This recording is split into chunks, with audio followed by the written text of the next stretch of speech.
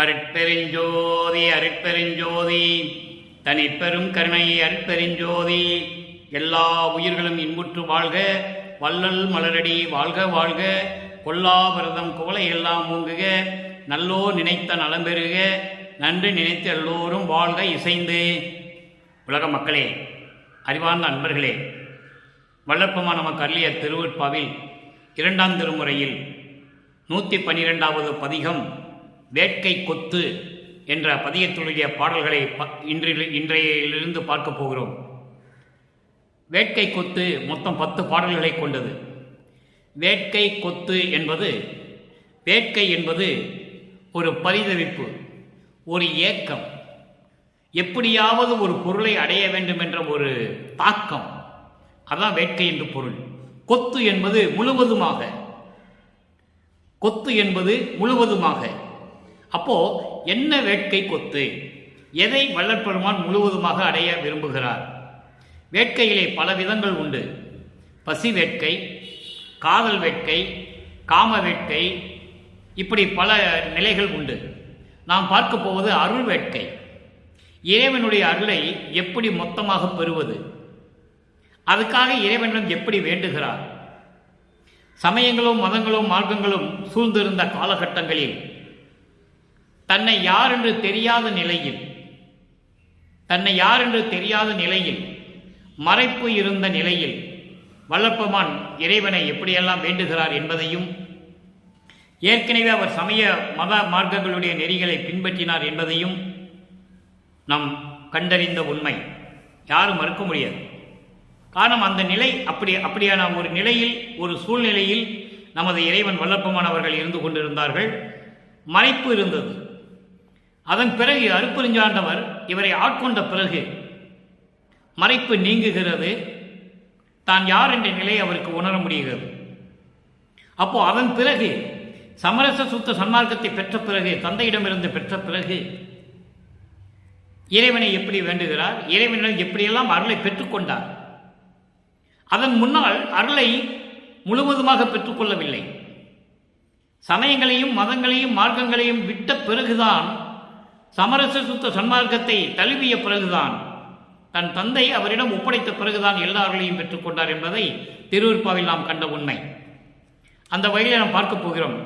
வேட்கை கொத்து என்பது இறைவனிடமிருந்து எல்லா அருளையும் மொத்தமாக பெறுவது, பெறாமல் விடமாட்டேன் என்று உறுதியாக இருப்பது. இது அருள் வேட்கை. பாடலை பார்க்க போகிறோம். நன்றாக கவனியுங்கள்.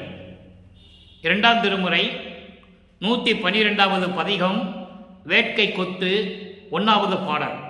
இறைவனுடைய அருளை இப்படியெல்லாம் பெற வேண்டும் என்ற ஒரு பரிதவிப்பு, ஒரு ஏக்கம், ஒரு தாக்கம், அதுதான் வேட்கை என்று பொருள்.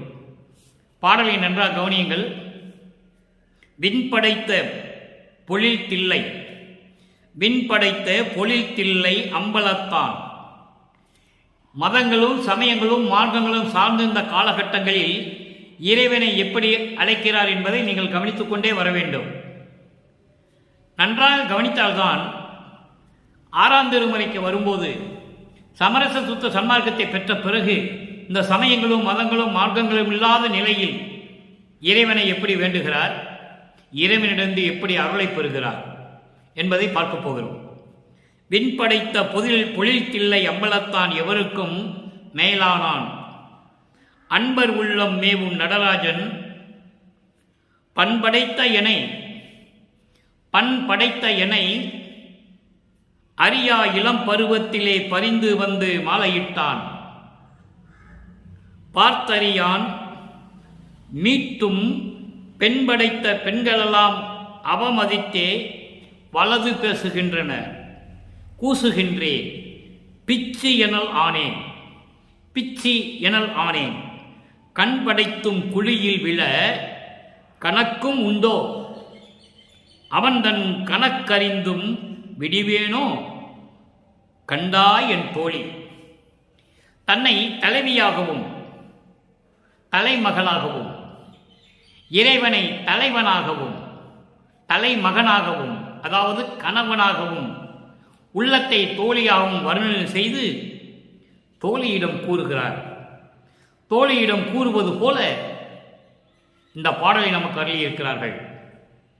தோழியிடம் கூறுவது போல என்றால் உலக மக்களிடம் கூறுவது. உலக மக்களிடம் கூறுவது எப்படியெல்லாம் இறைவன் வந்து அவரை ஆட்கொண்டார், அதன் பிறகு என்னெல்லாம் நடந்தது என்பதை கூறுவதுதான் தன்னை பெண்ணாக உருவப்படுத்துகிறார். இப்போ விண் படைத்த பொழில் தில்லை, விண் படைத்த பொழில் தில்லை என்பது தேவர்களை எல்லாம் படைத்து அழகாக திகழ்த்து கொண்டிருக்கின்ற தில்லை அம்பலத்தான். தில்லை அம்பலத்தான் என்று சொல்லுகிறார் இறைவனை. தில்லையிலே அம்பலத்திலே நடனமாடிக்கொண்டிருக்கின்ற இறைவன் என்று சொல்லுகிறார். தேவர்களை எல்லாம் படைத்து தில்லையிலே அம்பலத்திலே நடனமாடிக்கொண்டிருக்கின்ற இறைவன் எவருக்கும் மேலானான், எல்லாவற்றுக்கும் மேலானவன். தேவர்களுக்கெல்லாம் தேவன் என்று சொல்லுவார் வளர்ப்புமானவர்கள் இறைவனை. மூத்தவன் என்று சொல்லுவார், முதன்மையானவன் என்று சொல்லுவார். அப்படி மேலானவன் அன்பர் உள்ளம் மேவும் நடராஜன். அன்பர்களின் உள்ளத்திலே பொருந்திய, அன்பர்களின் உள்ளத்திலே விளங்கிக் கொண்டிருக்கின்ற நடராஜன். இங்கே அன்பர்கள் என்பது கொலையும் புலையும் தவிர்த்தவர்கள், கொலையும் புலையும் தவிர்த்த அன்பர்கள். அவர்கள் உள்ளத்திலே நடராஜன் இருந்து கொண்டிருக்கிறான். பண்படைத்த எண்ணெய், பண்படைத்த எண்ணெய் என்பது முன்பு என்னையும் படைத்து என்னை அறியா இளம் பருவத்திலே பரிந்து வந்து, இளம் பருவத்திலே பரிந்து வந்து என் மேல் தயவும் கருணையும் கொண்டு விரும்பி வந்து மாலையிட்டான். மாலையிட்டான் என்பது அருளை கொடுத்தான் என்பது பொருள். இவரை பெண்ணாக உருவப்படுத்தியதனால் மாலையிட்டான் என்று சொல்லுகிறார். பாடலிலே வள்ளல் பெருமானை பெண்ணாக உருவப்படுத்தி சொல்லியதால் மாலையிட்டான் என்று சொல்லுகிறார்.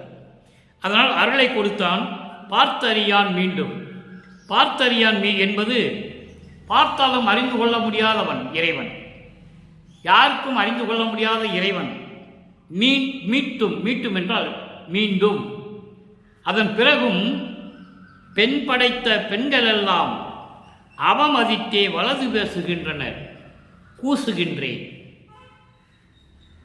பெண் படைத்த என்பதென்றால் பெண்மையுடைய பெண்கள். அப்படிப்பட்ட பெண்கள் எல்லாம், நாணம் வெட்கமுடைய பெண்கள், கூசுகின்ற பெண்கள், அதாவது கூச்சப்படுகின்ற பெண்கள், இவர்கள் எல்லாம் அவமதித்தே, என்னை அவமதித்து வலது பேசுகின்றார்கள். வலது என்பது பழி பேசுவது, இகழுவது. அப்படிப்பட்ட பெண்கள் எல்லாம் என்னை பேசுகின்றார்கள், நான் கூசுகின்றேன், நான் கூசுகின்றேன். இறைவனிடம் சொல்லுகிறார், கூசுகின்றேன், பிச்சி எனலானேன். பிச்சை என்பது பைத்தியம், பைத்தியம் பிடித்தவள் போல் நான் இருக்கின்றேன். கண்படைத்தும் குழியில் விழ கணக்கும் உண்டோ? கண் இருந்து கூட குருடன் போல குழியின் விழுந்தால் என்ன செய்வது? அவன் தன் கணக்கறிந்தும் விடுவேனோ? அவனுடைய கணக்கறிந்தும் அவனுடைய செயல் அறிந்தும் நான் அவனை விடுவேனா? கண்டாய் என் தோழி, தோழியிடம் சொல்லுகிறார். இப்ப இந்த பாடலுடைய விளக்கம் பாருங்க. தேவர்களை படைத்த இறைவன் அழகான பொழில் தில்லை நகரிலே அம்பலத்திலே இருக்கின்ற இறைவன், எல்லாருக்கும் மேலான இறைவன், அன்பர்களின் உள்ளத்திலே குடிகொண்டிருக்கின்ற இறைவன், முன்பு என்னை படைத்தவன், அதன் பிறகு என்னை இளம் பருவத்திலே, இந்த மண்ணுலகிலே இளம் பருவத்திலே, அறியாத இளம் பருவத்திலே விரும்பி வந்து ஆட்கொண்டவன், மீண்டும் மீண்டும் என்னை வந்து, அதாவது மீட்டும் என்பது மீண்டும் மீண்டும் என்னை வந்து பார்த்து எனக்கு அருளை கொடுத்த இறைவன். அப்படிப்பட்ட இறைவன் திரும்பி வரவில்லை. பெண்மை படைத்த காமம் கொண்ட பெண்கள் எல்லாம், பெண்மை படைத்த பெண்கள் எல்லாம் அவமதித்து, என்னை அவமதித்து தலைக்கூறவாக பேசுகின்றனர். இதனால் நான் வெட்கப்படுகிறேன், இதனால் நான் வெட்கப்படுகிறேன். பித்து பிடித்தது போல் இருக்கின்றேன், பைத்தியம் பிடித்தது போல் நான் இருக்கின்றேன். கண்ணிருந்தும் குழியில் விடுவது சரியா? அவனுடைய நிலை அறிந்தும் விடுவேனோ? பார்க்கிறாயா என் தோழி, நான் அவனை விடவே மாட்டேன். இதுதான் வேட்கை என்பது. தாக்கம், பரிதவிப்பு, ஒரு ஏக்கம். தன்னை இறைவன் ஆண்டு கொண்ட பிறகும் கூட இன்னும் என்னை பார்த்து அருளை கொடுக்கவில்லையே. இதை பார்த்து பெண்கள் எல்லாம் என்னை கேலி பேசுகின்றனர். நான் வெட்கப்பட்டு கொண்டிருக்கிறேன். உடம்பெல்லாம் கூசுகிறது. அவனுடைய நிலை அறிந்தும் நான் அவனை விடுவேனா? கண்டா என் தோழி என்று சொல்லி இந்த பாடலை அருளியிருக்கிறார்கள். இதன் பிறகு இறைவன் முழுமையாக ஆட்கொண்ட பிறகு, தன்னுடைய நிலையை தெரிந்த பிறகு, தந்தையிடமிருந்து சமரச சுத்த சன்மார்க்கத்தை பெற்ற பிறகு 6ஆம் திருமுறையிலே எப்படி தோழியிடம் சொல்லுகிறார்? இங்க தோழியிடம் கூறுவது எப்படி சொல்லுகிறார்? 6ஆம் திருமுறைக்கு வரும்போது தோழியிடம் எப்படி சொல்லுகிறார்? அன்பர்களை, நான் ஏற்கனவே கூறியது போல எல்லா திருமுறைகளுக்கும் 1ஆம் திருமுறையிலிருந்து 5ஆம் திருமுறைகளுக்கும் விளக்கம் 6ஆம் திருமுறையில் உண்டு. அதனால்தான் நம் 2ஆம் திருமுறையில் இருக்கிற பாடல்களை எல்லாம் விளக்கங்களை பார்த்துவிட்டு சமரச சுத்த சன்மார்க்கத்தை பெற்ற பிறகு இறைவனிடம் எப்படியெல்லாம் அருளை பெற்றுக் கொண்டார் என்பதையும் பார்த்து கொண்டிருக்கிறோம். இது சொல்ல வேண்டிய காலகட்டாயத்தில் நாம் இருக்கிறோம். ஏனென்றால் 200 வருட காலமாக வல்லற்பமானவர்களை ஒரு சாதாரணமான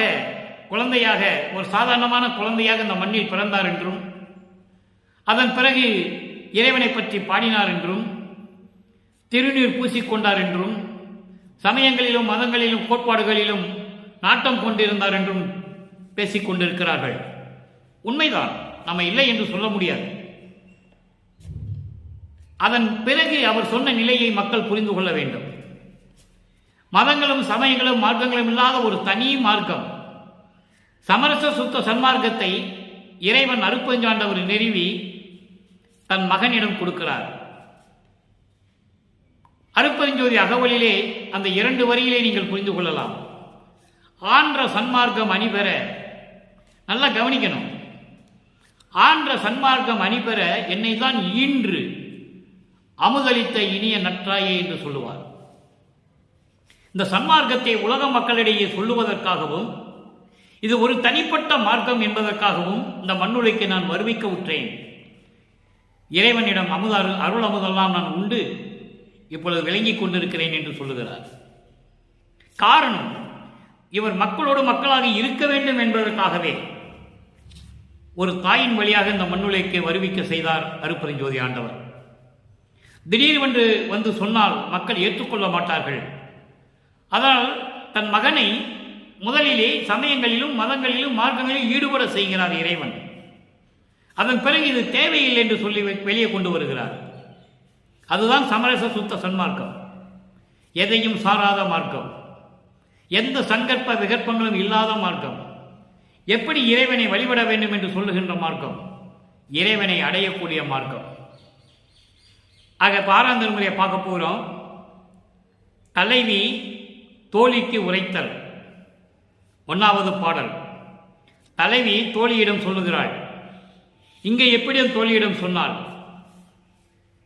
அம்பலத்திலே இருக்கின்ற இறைவன், தேவர்கள் எல்லாம் படைத்த இறைவன், எல்லாருக்கும் மேலான இறைவன், அன்பர்களின் உள்ளத்திலே இருந்து கொண்டிருக்கின்ற இறைவன், என்னையும் இதற்கு முன்னால் படைத்து இந்த மண்ணுலகை வருவிக்க செய்து இளம் வயதிலே என்னை ஆட்கொண்ட இறைவன், அதோடு மட்டுமல்ல மீண்டும் மீண்டும் என்னை வந்து பார்த்து அருளை கொடுத்த இறைவன்.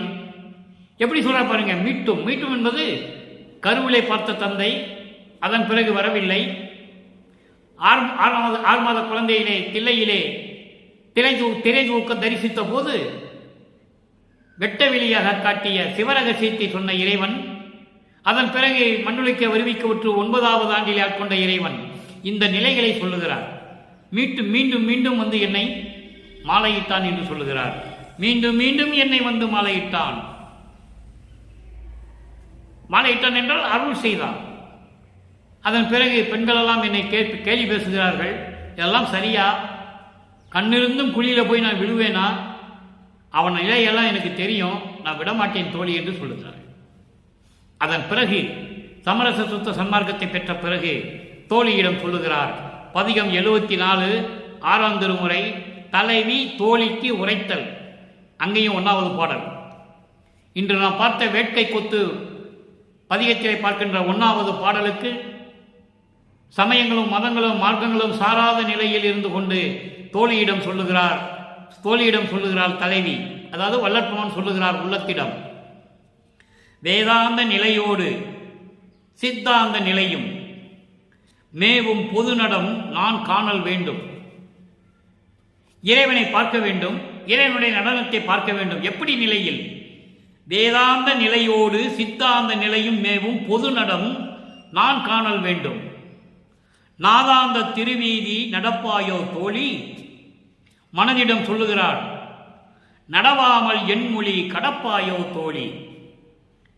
வேதாந்த நிலை என்பது மன எல்லைக்கு அப்பால் உள்ள நிலை. மனநிலைக்கு அப்பால் உள்ள நிலைதான் வேதாந்த நிலை. அதன் பிறகு சித்தாந்த நிலை என்பது மன எல்லையை கடந்து, அதாவது வேதாந்த நிலையை கடந்து இருக்கின்ற அனுபவ நிலை, அதான் சித்தாந்த நிலை. வேதாந்த நிலை என்பது ஒரு குறிப்பிட்ட அளவுதான். அதன் பேரில் இருக்கின்ற அந்த மன எல்லை வேதாந்த நிலையை கடந்த பிறகு இருக்கின்ற அனுபவ நிலை சித்தாந்த நிலை. இந்த 2 நிலையும் பொருந்தி பொது நடம் நாம் காணல் வேண்டும். இறைவனுடைய சத்தியஞான சபையிலே இறைவனுடைய பொது நடம் நாம் காணல் வேண்டும். அவருடைய அருள் நடனத்தையும் நாம் காண வேண்டும். நான் சொல்லுவதை நீ கேட்பாயா தோழி, நாதாந்த திருவீதி நடப்பாயோ தோழி. திருவீதி என்பது அந்த நெறியில், நாதாந்த நெறியில். நாதாந்த நெறி என்பது ஆன்மா தன்னை உணரும் நிலை. நாதாந்த நிலை என்பது ஆன்மா தன்னை உணரும் நிலை. நிறைய விளக்கங்கள் இருக்கிறது. அவரவர்கள் மனதிற்கேற்றபடி அறிவுக்கு விளங்கியபடி விளக்கங்கள் சொல்லுவார்கள். இறைவன் நமக்கு கொடுத்த விளக்கப்படி நாதாந்த நிலை என்பது ஆன்மா தன்னை உணரும் நிலை. அந்த நிலையில், அந்த நெறியில் நடப்பாயோ தோழி, அந்த நெறியில் நீ நடந்து கொள்வாயா தோழி. உள்ளத்திடம் சொல்லுகிறார், உள்ளத்தை தோழியாக நினைத்து சொல்லுகிறார். நடவாமல் என்மொழி கடப்பாயோ தோழி, அப்படி நடக்காமல் நான் சொல்லுவதை கடைபிடிக்காமல் இருப்பாயா தோழி என்று சொல்லுகிறார். தோழியிடம் சொல்லுவது போல இதை வல்லப்பமன் சொல்லுகிறார். பாடலின் கருத்து என்னவென்றால், நான் வேதாந்த நிலையையும் கடந்து சித்தாந்த நிலையையும் கடந்து பொருந்திய அந்த நிலையில் சத்தியஞான சபையிலே நான் அருள் நடனத்தை காண வேண்டும், இறைவனுடைய அருள் நடனத்தை காண வேண்டும். நாதாந்த திருவீதியில் நான் இருக்க வேண்டும் என்று நான் நினைக்கின்றேன். உள்ளத்திடம் சொல்லுகிறார், உள்ளமே நான் சொல்றபடி நீ கேட்க வேண்டும், இல்லை என்றால் நான் சொல்வதை கேட்காமல் நீ நடந்து கொள்வாயா என்று உள்ளத்திடம் சொல்வது போல இந்த பாடலை நமக்கு அருளியிருக்கிறார்கள் நமது இறைவன் வல்லற்பமானவர்கள். அடுத்து பாருங்க, 2வது விளக்கம், 6ஆம் திருமறை 76வது பதிகம். பாங்கி தலைவி பற்றி உரைத்தல். பாங்கி தலைவி பற்றி உரைத்தல் யார்கிட்ட சொல்றார்? இறைவனிடம். இறைவனிடம் தோழியானது தலைவியை பற்றி சொல்லுகிறாள். உள்ளம் சொல்லுகிறது. உள்ளம் தன்னுடைய தலைவியை பற்றி, வல்லற்பெருமானை பற்றி இறைவனிடம் சொல்லுவது. பாருங்க, அம்மதவேள் கனை ஒன்றோ, அம்மதவேள் கனை ஒன்றோ ஐங்கனையும் விடுத்தான். ஐங்கனையும் விடுத்தான். இங்கே வேட்கை கொத்துல சொல்லுவாரு, பெண் படைத்த பெண்கள் எல்லாம் என்னை பார்த்து அவமதித்து கேலி பேசுகின்றார் என்று சொல்லுவார். அங்கே வரும்போது எப்படி சொல்றார் பாருங்க, அம்மதவேல் கனை ஒன்றோ ஐங்கனையும் விடுத்தான், அருளடையும் ஆசையினால் ஆறுயிர்தான் பொறுத்தாள், இம்மதமோ சிறிதும் இல்லாமல் இம்மதமோ சிறிதும் இல்லால் கலவியிலே எழுந்த ஏவக சிவபோக வெள்ளத்து 2 கொடால் எனினும் எம்மதமோ எக்குலமோ என்று நினைப்பு உளவேல், இவள் மதமும் இவள் குலமும் எல்லாமும் சிவமே, சம்மதமோ தேவர் திருவாய் மலர வேண்டும். தன்னுடைய தலைவிக்காக தோழி இறைவனிடம் சொல்லுகிறாள், தலைவி எப்படி நிலையில் இருக்கின்றாள் என்று. உள்ளம் கேட்கிறது இறைவனிடம். இங்க பாருங்க, அம்மதவேல். அம்மதவேல் என்பது மன்மதன். காமம் கொண்ட மன்மதன் ஒரு கணை மட்டும் தொடுக்கவில்லை, 5 கணைகளையும் தொடுத்தான். என் தலைவி மீது காமம் என்ற மன்மதன் எப்படி சொல்றார் பாருங்க, காமத்தை நீக்குவதை. அருட்பாவையில் ஒவ்வொரு வரியும் ஒவ்வொரு உண்மையை சொல்லுகின்றது. இறைவன் காமத்தை கடக்கிறான். நமது வளர்ப்பமானவர்கள் காமத்தை கடக்கிறார். அதை சொல்லுகிறார் தோழி இறைவனிடம் சொல்லுகிறார். அம்மதவேல் கனை ஒன்றோ 5 விடுத்தான். காமம் கொண்ட மன்மதன் ஒரு கணை மட்டுமல்ல, 5 கணைகளையும் தொடுத்தான். அருள் அடையும் ஆசையினால், உன்னுடைய அருளை அடையும் ஆசையினால் வேட்கை கொத்து. 2ஆம் திருமுறையிலே அருள் ஆசை என்பது வேட்கை கொத்து. இங்கே அருள் ஆசையினால், அருள் அடையும் ஆசையினால் ஆறுயிர்தான் பொறுத்தாள். உயிரை கையிலே பிடித்துக் கொண்டிருந்து கொண்டிருக்கிறாள். மன்மதனை மன்னித்து விட்டாள், காமத்தை விட்டு விட்டாள். அருமையாக சொல்வார். இம்மதமோ சிறிதும் இலாள்.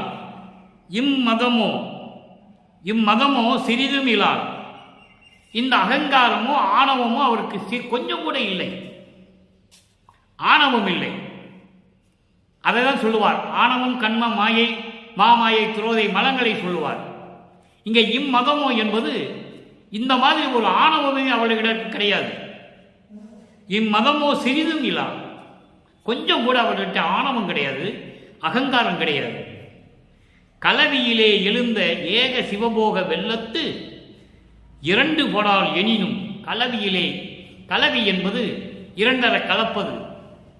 2 கலக்கும் போது ஏற்படுகின்ற அந்த ஏகபோக சிவபோக நிலை இருக்கிறதே, அந்த நிலையிலிருந்து வேறுபட மாட்டாள் என்றாலும் 2 படால். 2 படால் என்பது வேறுபடாமல் இருப்பது, 1, 2 என்ற வேறுபாடு இல்லாமல் இருப்பது. அதான் 2 படால் என்று சொல்கிறார். அப்படியெல்லாம் 2 படாமல் ஒரே நிலையில் இருப்பாள் என்றாலும் எம்மதமோ எக்குலமோ என்று நினைப்பு உள்ளதே. என்னுடைய தலைவி எந்த குலமோ, எந்த மதமோ, எந்த மார்க்கத்தை சார்ந்தவளோ, எந்த சமயத்தை சார்ந்தவளோ என்று நினைப்பு உனக்கு இருந்தால் உள்ளதே. எழுதால் இவள் மதமும் இவள் குலமும் எல்லாமும் சிவமே. எல்லாம் நீதானே.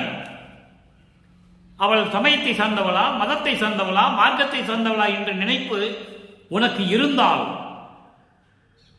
அதே போன்று அந்த மதமும் சமயமும் மார்க்கமும் எல்லாமும் சிவம்தான். உன்னால்தானே வந்தது.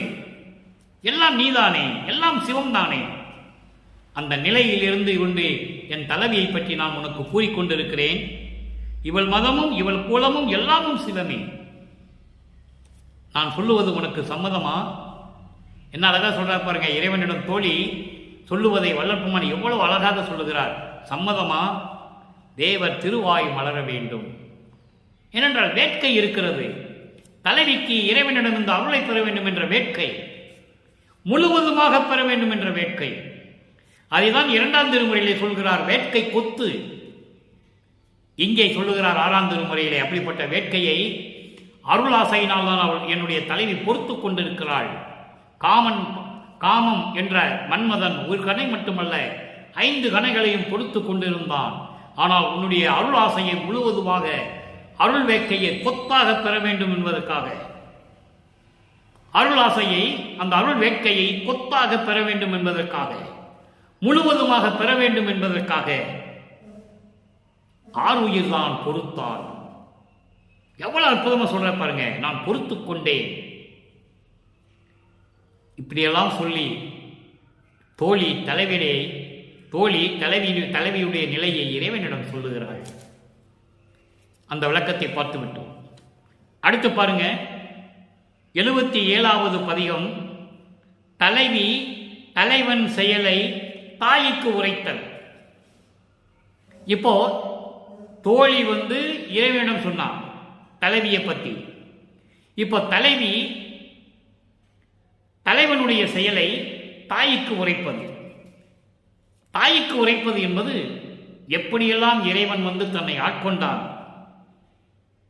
எப்படியெல்லாம் இறைவன் தன்னை ஆட்கொண்டான் என்பதை உலக மக்களுக்கு சொல்லுவது. உலக மக்களுக்கு சொல்லுவது. நல்ல கவனிங்க. அன்ன பார்ப்பால் அழகாம், அன்ன பார்ப்பால் அழகாம், நிலையூடே அம்பலம் செய்து நின்றாடும் அழகர். இறைவனுடைய நிலையை சொல்லுகிறார். அம்பலம் நின்றாடும் அழகர் துண்ண பார்த்து என் உயிர் தோழியும் நானும் சூதாடுகின்ற அச்சூழலிலே வந்து உன்னை பார்த்து உன் உள்ளே என்னை பாராதே. உன்னை பார்த்து உன் உள்ளே என்னை பாராதே, ஊரை பார்த்தோடி உழல்கின்ற பெண்ணே என்னை பார் என்கின்றார். என்னடி அம்மா என் கைபிடிக்கின்றார், என்னடி அம்மா. வேட்கை கொத்தை முழுவதுமாக இறைவனிடம் பெற வேண்டும் என்று தோழியிடம் சொல்ல, உள்ளத்திடம் சொல்ல, உள்ளம் கலவியை பற்றி இறைவனிடம் சொல்ல, இப்போ இறைவனை பற்றி தோழி தாய்க்கு சொல்லுகிறாள், உலக மக்களுக்கு சொல்லுகிறார். இங்க பாருங்க, அன்ன பார்ப்பால் அழகாம், பார்ப்பதற்கு அன்ன பறவை போன்ற அழகாக இருக்கின்ற அழகோட நிலையூடே அம்பலம் செய்து நின்றாடும் அழகர். அம்பலத்திலே நின்று அருளாட்சி செய்து கொண்டு அருள் நடனம் செய்து கொண்டிருக்கின்ற அழகான இறைவன் துண்ண பார்த்து, துண்ண பார்த்து என்பது தொடர்ந்து என்னை பார்க்க வேண்டும் என்று தொடர்ந்து என் உயிர் தோழியும் நானும் சூதாடுகின்ற சூழலிலே சதுரங்கம் விளையாடி கொண்டிருக்கிறோம். இந்த சூதாடுவது என்பது சதுரங்கம் விளையாடுவது, இது பல நிலைகள் உண்டு. ஆடுபுலி ஆட்டம், ஆடுபுலி ஆட்டம், சதுரங்கம், பன்னாங்குழி, இப்படி நிறைய விளையாட்டுகள் உண்டு. அது பெண்கள் விளையாடுகின்ற விளையாட்டு. நானும் என் தோழியும் சூதாடுகின்ற சூழலிலே தொடர்ந்து வந்து சூழலிலே வந்து உன்னை பார்த்து உன் உள்ளே என்னை பாராதே, உன்னை நினைத்து உன் உள்ளத்திலே என்னை பார்க்காமல், உள்ளத்தில் பார்க்க சொல்றேன், உள்ளத்திலே தோழியிடம் சொல்லுகிறார், உள்ளத்திலே பார்க்காமல் ஊரை பார்த்து ஓடி. ஊரை பார்த்து ஓடி என்பது ஊர் ஊராக சென்று என்னை தேடினால் உழல்கின்ற பெண்ணே, ஊர் ஊராக சென்று என்னை தேடி சுற்றி திரிந்து அலைகின்ற பெண்ணே என்னை பார் என்கின்றார். அதாவது உள்ளத்திலே என்னை பார், உள்ளத்திலே என்னை பார். அப்படி பார்க்காமல், உள்ளத்திலே என்னை பார்க்காமல் தெரு தெருவாக சென்று ஊர் ஊராக சென்று சுற்றி திரிந்து கொண்டிருக்கின்ற பெண்ணே என்னை பார் என்கின்றார். என்னடி அம்மா, என்ன அதிசயம் அம்மா, என் கைபிடிக்கின்றார், என்னடி அம்மா. எவ்வளவு அற்புதமாக சொல்றார் என்பதை நீங்கள் கவனிக்க வேண்டும். அடுத்து, சரி, இறைவனை பார்த்து விட்டார், இறைவன் கைபிடிக்கிறார், இதெல்லாம் சொல்லிவிட்டார். உலக மக்களுக்கு சொல்ல வேண்டும். உய்வகை கூறல் 101வது பதிகம் உய்வகை கூறல். உய்வகை கூறல் என்பது உலக மக்களுக்கு எப்படி மேம்பட வேண்டும் என்பதை சொல்லுவது. 1வது பாடல். அருட்பெரும் தனி ஜோதி அம்பலத்திலே நடிக்கும் பொருள். நான் ஏற்கனவே பொருள் என்பதற்கு விளக்கம் கொடுத்திருக்கிறேன். பொருள் என்பவன் அருட்பெருஞ்சோதி இறைவன். அருட்பெரும் தனி ஜோதி அம்பலத்திலே நடிக்கும் பொருள் பெரும் திருநடம் அது போற்றுவீர் புவியீர். மருள் பெரும்பகை நீக்கி மெய்வாழ்வு பெற்றிடலாம் பெற்றிடலாம். தெருள் பெரும் பதத்து ஆணை இது அறிவீனோ தெளிந்தே. உலக மக்களிடம் சொல்லுகிறார், சமயங்களையும் மதங்களையும் மார்க்கங்களையும் எல்லாம் விட்டுவிட்டு இதெல்லாம் இல்லாத இறைவன், சாதியும் மதமும் சமயமும் பொய் என ஆதியில் உணர்த்திய அருட்பெருஞ்சோதி. சாதியும் மதமும் சமயமும் காணா ஆதியநாதையாம் அருட்பெருஞ்சோதி. இது அகவலிலே நீங்கள் படித்திருக்கலாம். அப்படிப்பட்ட இறைவன் அப்படிப்பட்ட இறைவனை நீங்கள் வணங்கியதால்தான் நீங்கள் வாழ்விலே மேம்பட முடியும், மகிழ்வாக வாழ முடியும் என்பதை உலக மக்களுக்கு சொல்லுகிறார் உய்வகை கூறல் என்ற பதிகத்திலே 1வது பாடல். அருட்பெரும் தனி ஜோதி, தனி ஜோதி என்று சொல்லுகிறார். எதிலேயுமே கலப்படம் இல்லாத, எதையும் சாராத அருட்பெரும் தனி ஜோதி. அவர் எங்கே இருக்கிறார்? அம்பலத்திலே நடிக்கும் பொருள். திருச்சிற்றம்பலத்திலே அருளடனம் செய்து கொண்டு அருளாட்சி செய்து கொண்டிருக்கின்ற இறைவன் பெரும் திருநடம். அது ஒப்பற்ற திருநடம், அருள் நடனம். அது போற்றுவீர் புவியீர். அப்படிப்பட்ட இறைவனை நீங்கள் போற்றுங்கள், வணங்குங்கள். உலக மக்களே, புவியீர் என்பது உலக மக்களே, மருள் பெரும் பகை நீக்கி. மருள் என்பது பெரும் பகை. எப்படி பெரும் பகை? மாயைகளையும் மயக்கங்களையும் கொண்ட அந்த நிலை, உலகியலிலே இருக்கின்ற நிலை. உலக மக்களே, அந்த நிலைகளை எல்லாம் நீக்கி மெய்வாழ்வு பெற்றிடலாம், மெய்வாழ்வு பெற்றிடலாம். உண்மையான வாழ்வு, சுகமான வாழ்வு, எந்த துன்பமும் துயரங்களாத வாழ்வை பெற்றிடலாம். அருட்பெருஞ்சோதி ஆண்டவரை வணங்குங்கள், போற்றுங்கள். தெரு பெரும் பதத்து ஆணை, அருள் பக்குவமுடைய இறைவனுடைய திருவடிகளின் மேல் ஆணை, திருவடிகளின் மேல் ஆணை. இது அறிவீனோ? இப்பொழுது நீங்கள் அறிந்து கொள்ளுங்கள் உலக மக்களே. சமயங்களையும் மதங்களையும் மார்க்கங்களையும் சார்ந்த நிலைகள் இருந்து கொண்டு அதிகார தலைவர்களையும் பதத்தலைவர்களையும் சிறு தெய்வங்களையும் வணங்கி என்ன பலனை காணப்போகிறீர்கள்? அவர்கள் எல்லாம் படைத்தது அருட்பெருஞ்சோதி ஆண்டவர் தானே. அதனாலே சமரச சுத்த சன்மார்க்கத்தை மேவி என்பது அடைந்து, சமரச சுத்த சன்மார்க்கத்தை அடைந்து அருட்பெருஞ்சோதியை வணங்கி மெய்வாழ்வு பெற்றிடலாம். இது அறிவீனோ? இப்பொழுது நீங்கள் அறிந்து கொண்டீர்களா? அறிந்து கொள்ளுங்கள், தெளிந்தே தெளிவாக, எந்த விதமான குழப்பம் இல்லாமல் தெளிவாக இருந்து கொண்டு, இறைவன் ஒருவனே என்ற நிலையில் இருந்து கொண்டு நீங்கள் அந்த இறைவனை வணங்கி மெய்வாழ்வு நீங்கள் பெற்றிடலாம் என்று சொல்லி உலக மக்களுக்கு கூறுகிறார்கள்.